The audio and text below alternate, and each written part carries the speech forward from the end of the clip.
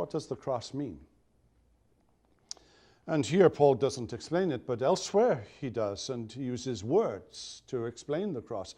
That's why a movie of the crucifixion of Jesus is wholly inadequate.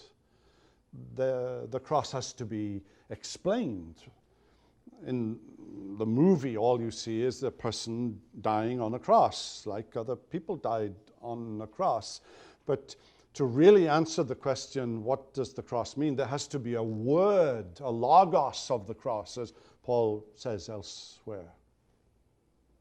He's used words like redemption. The cross is redemptive, and it's the language of the marketplace, the payment made to release from bondage and from slavery. The cross sets me free from bondage to sin and self.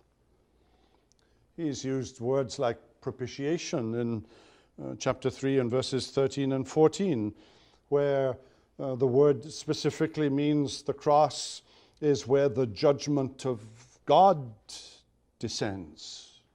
The wrath of God descends. And we asked the question in an earlier lesson, why did the wrath of God descend here? If Jesus is sinless, death is the wages of sin, but if he hadn't sinned, why does he die? And the answer that Luther gave was substitution. At that point, he was the greatest sinner the world had ever seen, because our sins had been reckoned to his account.